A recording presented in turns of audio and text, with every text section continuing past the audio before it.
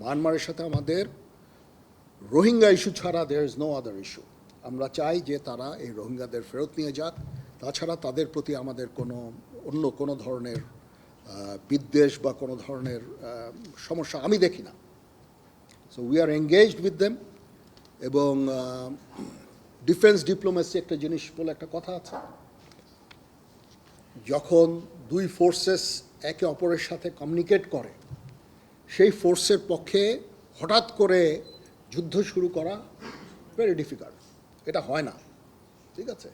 এই জন্য defence ডিপ্লোমেসিও is very important. আমরা তাদের সাথে এঙ্গেজড আছি, সবসময় কথা বলছি এবং শান্তিপূর্ণ উপায়ে আমাদের এই রোহিঙ্গা ইস্যুটা সমাধানের আমরা চেষ্টা চালিয়ে যাচ্ছি। সেনাপ্রধান হিসাবে আমার প্রধান দায়িত্ব হচ্ছে সেনাবাহিনীকে সবসময় যুদ্ধের জন্য প্রস্তুত রাখা, বিভিন্ন ভবিষ্যৎ চ্যালেঞ্জের জন্য প্রস্তুত রাখা। সেই কাজটাই ইনশাআল্লাহ আমি করে যাব। এখন জন্ম সনদ দিয়ে খোলো বিকাশ স্টুডেন্ট অ্যাকাউন্ট, নিজের বিকাশ নিজে কর। সেনাবাহিনী ইনএড টু সিভিল পাওয়ারে তার দায়িত্ব পালন করে। যদি সরকার আমাদের সেই দায়িত্ব দেয়, ওই দায়িত্ব আমরা নিষ্ঠার সাথে পালন করব। দুর্যোগ মোকাবেলায় যখন সরকার আমাদের নিয়োগ দিবে, ইনশাআল্লাহ আমরা সেই সমস্ত দায়িত্ব ভালোভাবে পালন করব। দেশ গঠনে আমাদের নিয়োগ দিলে সেটাও করব। বিশ্ব শান্তির জন্য আমরা কাজ করে যাচ্ছি। আমরা ইউএন মিশনে আমরা ডিপ্লয় হই, বিভিন্ন ইউএন অপারেশনগুলো আমরা করি শান্তি রক্ষার জন্য, বিশ্ব শান্তির জন্য আমরা কাজ করে যাই। সেগুলিও ইনশাআল্লাহ জারি থাকবে।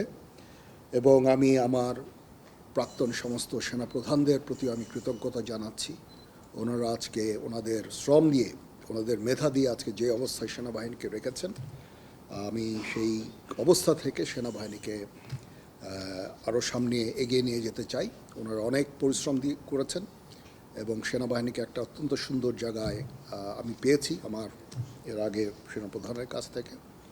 ইনশাআল্লাহ আমি ভবিষ্যতে সেনাবাহিনীকে এগিয়ে নিয়ে যাওয়ার আমার সর্বাত্মক চেষ্টা আমি জারি রাখব এবং দেশ এবং জনগণের প্রয়োজনে যখন প্রয়োজন হবে আমরা সর্বদা নিয়োজিত থাকব এবং জাতির পাশে থাকব ইনশাআল্লাহ।